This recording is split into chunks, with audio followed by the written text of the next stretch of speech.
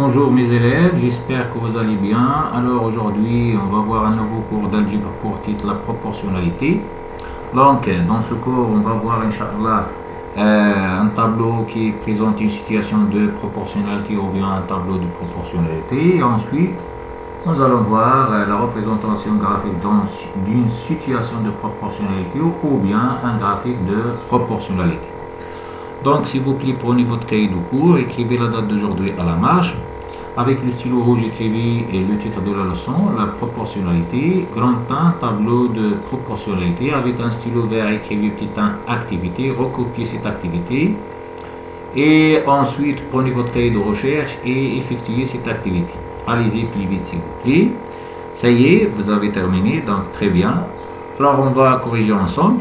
Dans cette activité qu'on voit ici, nous avons un tableau.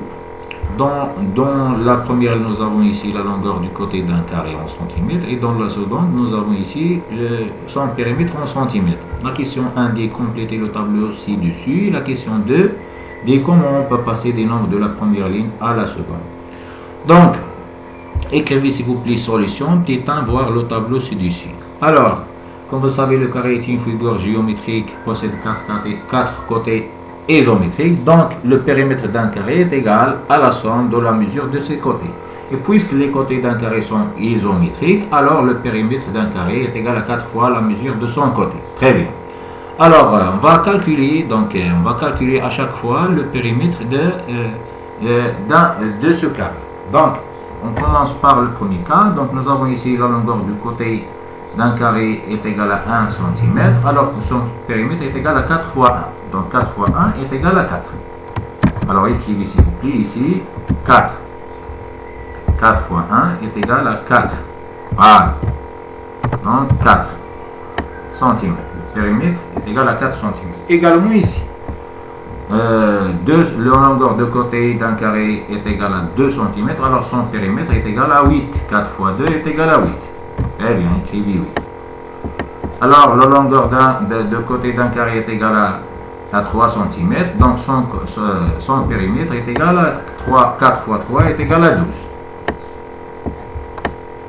Alors, que la longueur de côté d'un carré est égale à 5 cm. Alors, son périmètre est égal à 4 fois 5. Et 4 fois 5 est égal à 20. Donc, le périmètre d'un carré dans ce cas est égal à 20 cm. Très bien. La longueur de côté d'un carré est 6 cm, alors son périmètre est égal à 4 fois 6, donc est égal à 20. Donc écrivez 20 cm. Donc la question 2 dit comment on peut passer des nombres de la première ligne à la seconde. Alors comme nous avons fait, alors pour passer des nombres de la première ligne à la seconde, en multipliant par 4. Chaque fois, pourquoi? Parce que le périmètre d'un carré est égal à 4 fois la mesure de son côté. Donc, pour passer des nombres de la première ligne à la seconde, en multipliant à chaque fois 4 par le même nombre, c'est 4. Alors, le nombre 4 est appelé dans ce cas le coefficient de proportionnalité. Et le périmètre d'un carré et la mesure de son côté sont proportionnés. Pourquoi? Parce que ici, à chaque fois, pour passer d'un nombre d'une colonne de la première ligne à la deuxième, en multipliant par 4. C'est-à-dire quoi? C'est-à-dire que les nombres de la deuxième ligne sont proportionnels avec les nombres correspondant dans la première ligne. Ou bien les nombres de la première ligne sont proportionnels avec les nombres de la seconde ligne. Donc, on dit dans ce cas que ce tableau présente une situation de proportionnalité et le nombre 4 est le coefficient de proportionnalité. Donc, généralement, deux grandeurs sont proportionnelles lorsque les valeurs de l'une sont obtenues en multipliant ou bien en divisant les valeurs de l'autre par un même nombre nul. Donc, dans ce cas, le périmètre d'un carré et la mesure le périmètre d'un carré et la mesure de son côté sont proportionnels. Alors, la relation de proportionnalité, c'est quoi? C'est P est égal à 4 fois la mesure de son longueur. Donc, on peut passer de la deuxième ligne à la première ligne en divisant par 4. Et le nombre 4 est appelé le coefficient de proportionnalité Allez-y s'il vous plaît, écrivez T2. Écrivez T2. On peut passer de la première ligne à la seconde en multipliant par 4. Écrivez ça, donc 1 fois 4 est égal à 4, 2 fois 4 est égal à 8, 3 fois 4 est égal à 12, 5 fois 4 est égal à 20, 6 fois 4 est égal à 24. Écrivez, le nombre 4 est appelé le coefficient de proportionnalité, donc on dit que ce tableau présente une situation de proportionnalité ou bien est un tableau de proportionnalité. Très bien. Alors, les nombres 1, 2, 3, 5 et 6 sont respectivement proportionnels au nombre 4, 8, 12, 20, 24 et le nombre 4 est appelé le coefficient de proportionnalité. Donc, le tableau précédent représente une situation de proportionnalité ou bien est un tableau de proportionnalité, alors que le nombre 4 est appelé le coefficient de proportionnalité. Très bien. Maintenant, on va faire un exemple.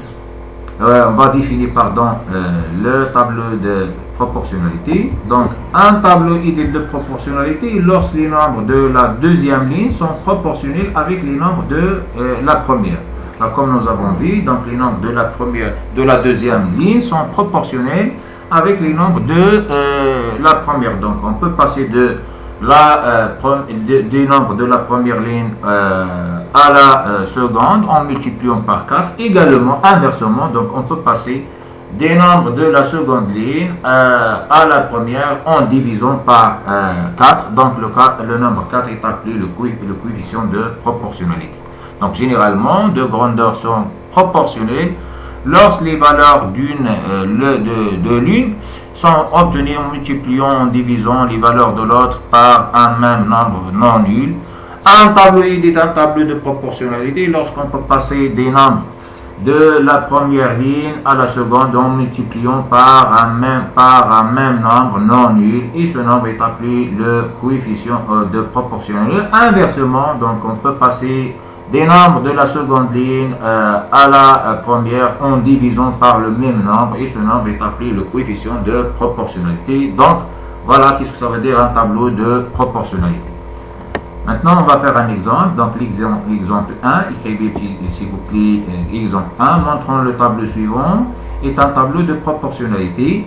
Dressez le tableau et prenez votre brouillon ou bien un cahier de recherche et vérifiez que si ce tableau présente une situation de proportionnalité ou bien est un tableau de proportionnalité. Allez-y plus vite. Ça y est, vous avez terminé. Donc, pour démontrer que ce tableau est un tableau de proportionnalité ou bien présente une situation de proportionnalité, tout simplement, on va calculer les quotients des nombres de la deuxième ligne par les nombres correspondant de la première ligne, ou bien on peut calculer les quotients des nombres de la première ligne par les nombres correspondants de la première ligne. Donc pour moi, j'ai fait les quotients des nombres de la deuxième ligne par les nombres correspondant à la première ligne. Nous avons ici 6, 6 par 2 est égal à 3, donc 9 par 3 est égal à 3, 21 par 7 est égal à 3, alors que 30 sur 10 est égal à 3. Donc comme vous voyez, tous les quotients sont égaux, alors on dit que est égal à 3, on dit dans ce cas que ce tableau présente une situation de proportionnalité ou bien est un tableau de proportionnalité.